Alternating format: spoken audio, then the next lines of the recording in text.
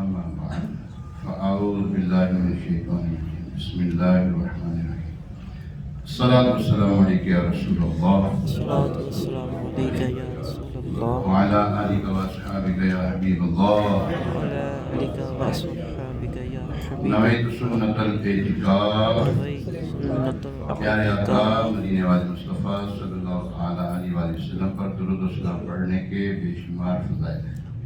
ایک فضیلت میں آتا ہے، ارشاد فرمایا کہ جو بندہ دن بھر میں مجھ پر 1000 مرتبہ درود پاک پڑھے مرے گا نہیں جب تک کہ جنت میں اپنی جگہ نہ دیکھ لے۔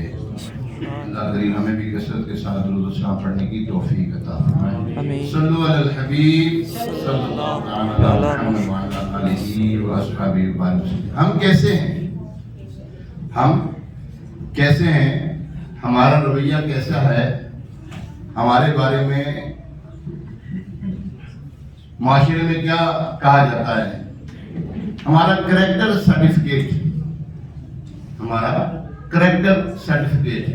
کس کے ہاتھ میں پتہ ہے؟ آپ کے ہمسائے کے ہاتھ میں۔ جی ہاں، آپ کے ہمسائے نے کہہ دیا کہ یہ ایسا ہے تو ایسے ہی ہے۔ آپ کے ہمسائے نے اگر کہہ دیا یہ ایسا ہے تو یہ ایسے ہی ہے۔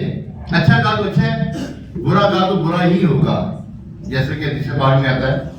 سنیے، بخاری شریف میں ہے، حضرت انس بن مالک رضی اللہ تعالیٰ عنہ سے روایت ہے کہ صحابہ کرام علیہ رضوان کے پاس سے ایک جنازہ گزرا تو انہوں نے اس کی تعریف کی۔ نبی پاک صلی اللہ علیہ وسلم نے فرمایا واجب ہو گئی۔ پھر دوسرا جنازہ گزرا تو صحابہ کرام علیہ رضوان نے اس کی برائی بیان کی۔ حضور پرنور شافع یوم النشور صلی اللہ علیہ وسلم نے فرمایا واجب ہو گئی۔ حضرت عمر رضی اللہ تعالی عنہ نے عرض کی فدا کا امی و ابی یا رسول اللہ صلی اللہ علیہ وسلم، ہمارے ماں باپ آپ پر قربان، پہلے پہ کیا واجب اور دوسرے پہ کیا واجب ہو گئی؟ تو حضور علیہ السلام نے ارشاد فرمایا پہلے جنازے کی تم نے تعریف کی اس کے لیے جنت واجب ہو گئی، اور دوسری کی تم نے برائی کی اس کے لیے دوزخ واجب ہو گئی۔ تم زمین میں اللہ کے گواہ ہو۔ اب یہاں پر ایک چیز یہ بھی آتی ہے، ایک بندہ خود ہی اس کا کریکٹر لوز ہے، وہ کیا کسی کی وہ کرے گا، خود بھی ٹھیک ہوگا نا۔ تو گواہی کس کی مانی جاتی ہے؟ چور کی؟ جی؟ بے نمازی کی؟ جی؟ داڑھی منڈے کی؟ خائن کی؟ سود خور کی؟ اس کی گواہی مانی جائے گی؟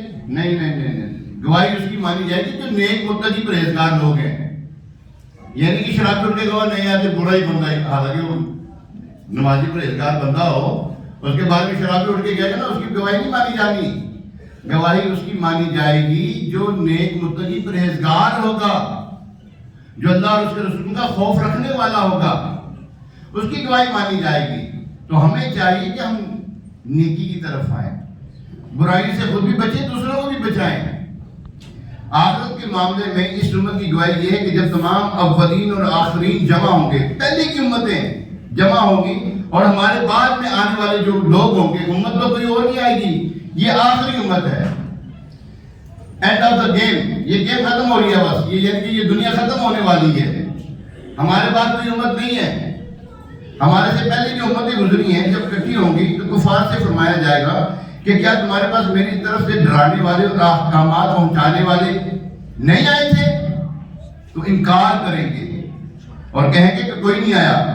حضرات انبیاء کرام علیہ السلام سے دریافت فرمایا جائے گا تو عرض کریں گے یہ جھوٹے ہیں، ہم نے انہیں تبلیغ کی ہے، ان کو نیکی کی طرف بلایا۔ اس بات پر انبیاء کرام علیہ السلام سے کافروں کو حجت قائم کرنے کے لیے دلیل طلب کی جائے گی۔ وہ عرض کریں گے کہ امت محمد ہی ہماری دلیل ہے۔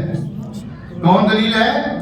اب بولے تو صحیح، وہ آپ کی تعریف کر رہا ہے اللہ تبارک و تعالیٰ، اور ہماری تعریف کر رہا ہے، ہماری تعریف ہو رہی ہے، ہم صحیح تو ہو جائے، ہماری تعریف مانی جائے گی، ہماری گواہی مانی جانی ہے۔ اتنی خاص یعنی کہ یہ امت ہے کہ اس امت کی گواہی مانی جائے گی، اور اس امت نے گواہی دے دی کہ یا اللہ یہ لوگ یہاں انبیاء کرام نے سچا وعدہ پورا کیا، اپنی کی گواہی کو مانا جائے گا۔ اللہ اکبر، وہ عرض کریں گے کہ امت محمدیہ ہماری گواہ ہے، چنانچہ یہ امت پیغمبروں کے حق میں گواہی دے گی۔ یہ امت جو ہے، ہم جو بیٹھے ہیں، ہم اپنے آپ کو معمولی سمجھتے ہیں؟ دیکھیں حدیث پاک ہے، حدیث پاک میں فرمایا کہ چنانچہ یہ امت پیغمبروں کے حق میں گواہی دے گی. ان حضرات نے تبلیغ فرمائی. اس پر گزشتہ امت کے کفار کہیں گے امت محمدیہ کو کیا خبر، یہ تو ہم سے بعد میں آئے تھے. چنانچہ امت محمدیہ سے دریافت فرمایا جائے گا تم کیسے جانتے ہو؟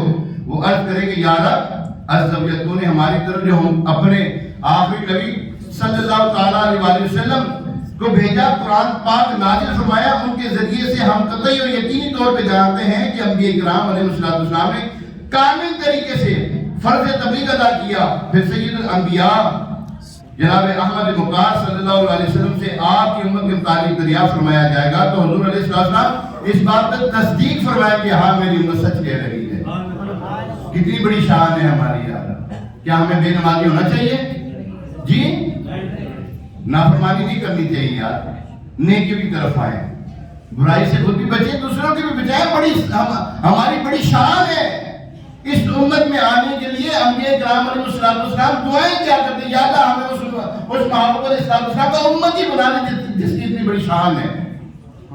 تو اللہ تبارک تعالیٰ ہمیں نیک اعمال کرنے کی توفیق عطا فرمائے، نیکی کی دعوت دینے کی توفیق عطا فرمائے. مدنی قافلے میں چلو یار، قافلے میں چلو، مدنی قافلے میں چلو.